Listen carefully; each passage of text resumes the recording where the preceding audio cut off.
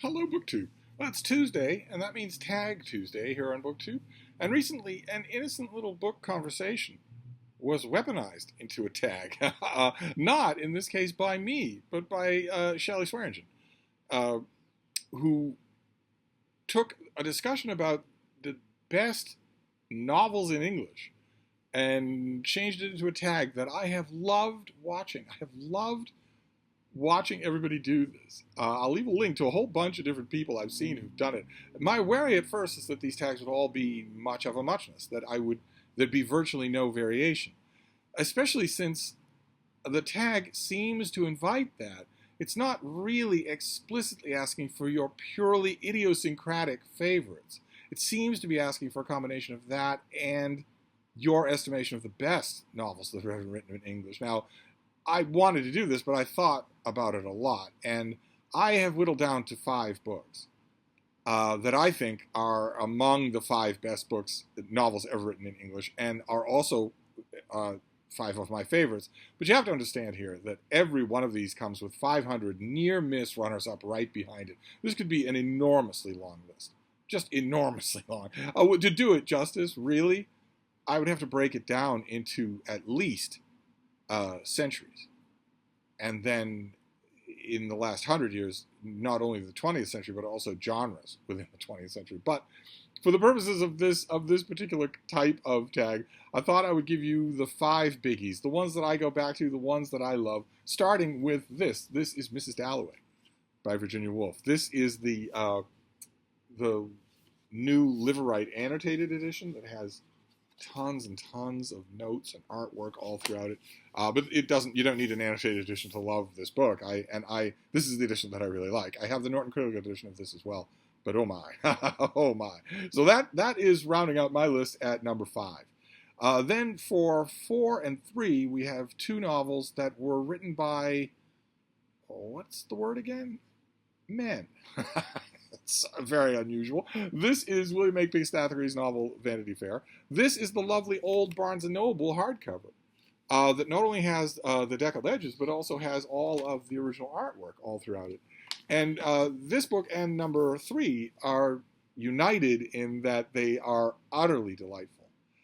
Vanity Fair has darker elements in it. Certainly darker elements come to the fore in the last half of the book, but it is still a sparkling book. It was really, that was the market requirement at the time. Same thing with book number 3 on my list, which I do not have a physical copy of. It's Henry Fielding's novel Tom Jones, which is one of the single most delightful novels ever written. It does not have the darker, it does have the darker elements, but they are sent up for fun. It doesn't have the subject matter heft that you can find in Vanity Fair, but it is even more charming. Just an utterly delightful book, and I know what I want. I don't have a print copy of Tom Jones now. For some reason, I don't have a Penguin of it, either the mass market paperback or the trade paperback that they currently make. For some reason, I don't have that. I looked, but I know what I want. There was an edition, a Modern Library edition or Everyman edition, a hardcover, that came out in conjunction with a BBC miniseries starring Brian Blessed and Max Beasley as Tom Jones himself. That miniseries is incredible, absolutely amazing. I don't know that it's on any streaming service, but it's a huge amount of fun, just a huge amount, and has one of the best endings of any miniseries that I have ever seen. You might think, well, if it's an adaptation of Tom Jones, then it will have the ending of Tom Jones, but no, it's a meta adaptation. And Tom Jones is already a meta novel. The final moments of that miniseries are just stop and stare wonderful. If you followed the whole thing all along, if you watched the show, that's the version that I want. I had it for the longest time. I got that hardcover because I love the miniseries so much. And so I looked, for some reason, somewhere along the line, it has gone like the snows of yesteryear. So it's not around. But sooner or later, the Brattle will provide. Sooner or later, I will see that hardcover, that exact one again, and when I do, I will snap it up. Then number 2 is Pride and Prejudice by Jane Austen. This is the old collector's library, these things with the built-in bookmark and the gilt pages and these lovely filigreed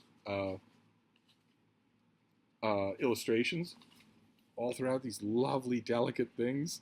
Not 100% sure how much of a beating this would take. I'm not 100% sure how congenial this would be to read. Fortunately, it's by no means the only physical print copy of Pride and Prejudice that I have. By no means the only one. But I thought I'd grab this one because, actually, it was the first one that I saw. But this was a wonderful little collection, wonderful little library of these hardcovers. Don't know if they're made anymore. And then we come to number one. Not only the highest on my list, but in my opinion, the greatest novel ever written in English. And that's this, Middlemarch by George Eliot.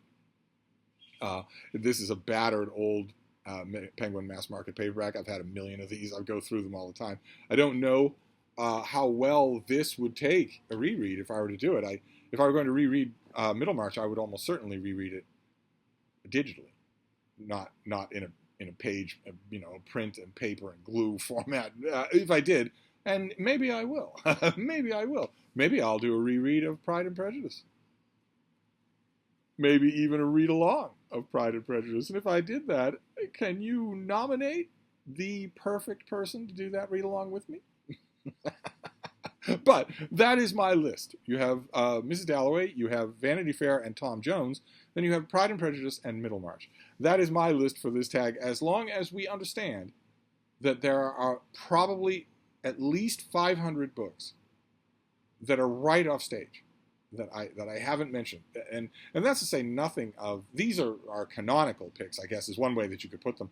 If I were to make another list, top 5, top 10, top 15, top 50 of non-canonical picks, it could go on forever. That's why I love that it was weaponized into a tag, because it's sparking all sorts of great conversations. So I will try to remember to leave links to a whole bunch of people who've done this, and that is my Tuesday tag, unless I decide to do another one.